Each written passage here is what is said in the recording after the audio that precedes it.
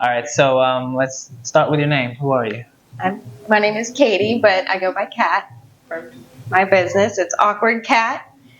Um, Awkward because I'm awkward. Okay, and so how did you go about getting that name? So in 2020, my boyfriend and I hiked the Appalachian Trail, and along the way, we just kind of joked all the time that my brand would be awkward if I ever had a brand. That's just who I am, awkward brand. So yeah, after we got off the trail, I started doing all the crafting and stuff, and I just decided I might as well stick with the name I picked out already, awkward. And I chose Cat because it's my name, but I also like cats. So. Okay, and so you craft and crochet. What are some things that you crochet? So I make little stuffed animals like this. I make a lot of these little stuffed animals. The turtles have been like super popular this year. I don't know what it is, but people are real into the turtles. So I've made a lot of turtles, but I also I've made a bunch of shirts. I do bucket hats. I really like the bucket hats, and I pretty much anything I can find a pattern for online, I'll make it. What made you, or how did you get into crocheting? So at Hobby Lobby, they have these little boxes, and it's like, make this, crochet this, and I was like, oh, that seems so cool. Like those things are so cute, and it said, beginner, and I was like, all right. So I bought one and I did it, and my friend wanted to buy it from me, and I was like, this could be fun. And I just kept finding things online that I wanted to make, and I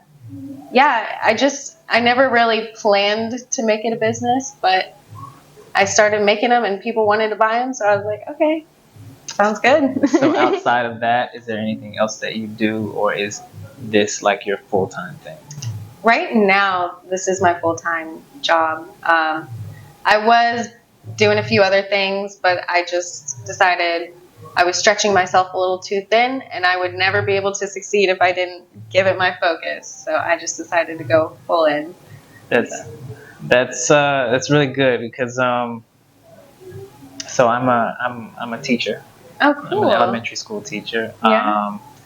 I am an instructional coach. I've been that for the past 3 years. Mm-hmm. But I recently decided to go part-time. Yeah. And because of the position that I'm in, I don't have kids tied to me. So it's not like I'm leaving a classroom at like 12 o'clock. It's just I'm leaving the school at 12 o'clock. But I decided to go part-time for the same reason of why this is your full-time thing. It's like I would have clients that would be like, hey, are you available at 10 o'clock? No, I'm working. I'm working. But now I'm in a position to where if that does happen, I can take off, and I won't feel guilty because it's not like I'm leaving my kids behind. I feel that. And so, yeah, I definitely get the whole, you got to know your limit as far as what you can handle and what's going to be a little too much.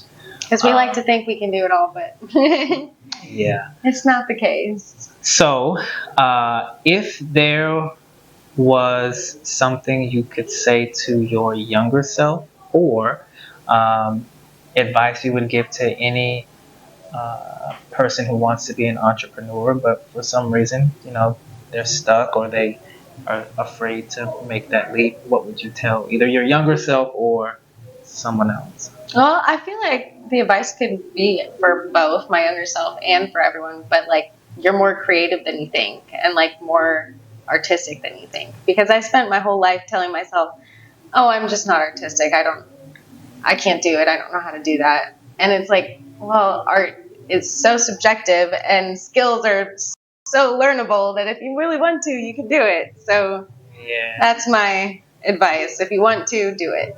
Don't tell yourself you can't, because then you won't be able to. No, that's definitely relatable with art being subjective. Yeah. That's one of the things that I tell myself, and it's a conversation I actually had with one of the other vendors where her advice to her younger self was along the lines of you can't.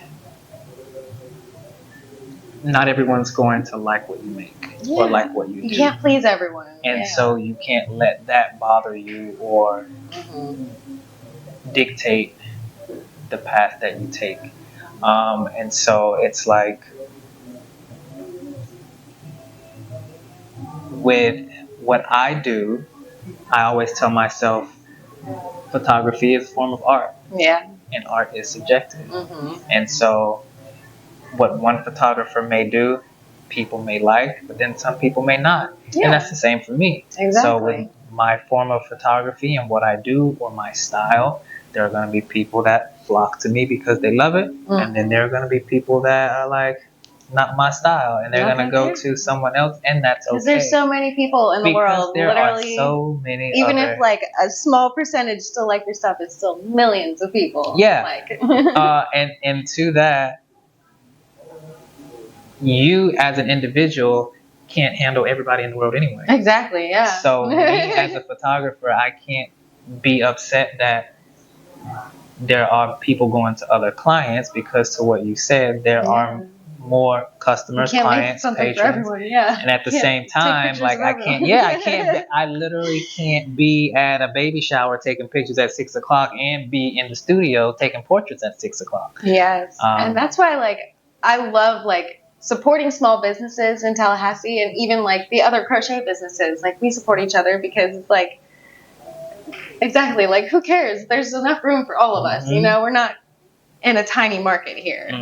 Like small businesses, like we all have to support each other. And I feel like the small business owners, like we're all each other's best customers, because we know how much we all work and put so much effort into this that, you know, we go around, we check out each other's booths, and even if no one else comes to the market, usually everyone sells something because we all buy from each other.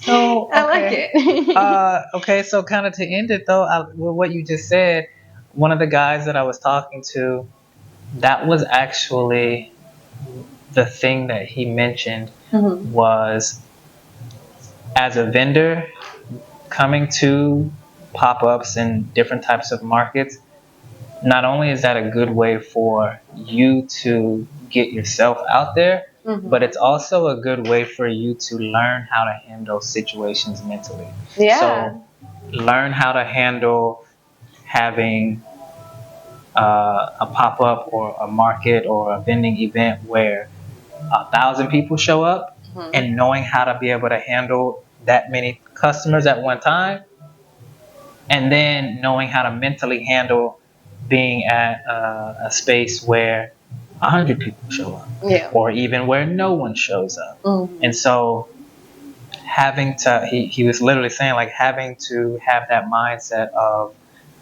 no matter if it's 0 or 1,000, I'm still going to continue to push myself and go out, because that's the only way to get it done. Exactly. You still have to make the connections, meet the people, shake the hands. Because you never know who you're going to meet at these too. Like, you never know what connections. It's all about who someone knows, and this person may know someone that you might need later on. And I mean, we all have like advice for each other at least, and like, what markets do you go to? What do you like? How do you set up your booth? Like, it's just a great community. It is.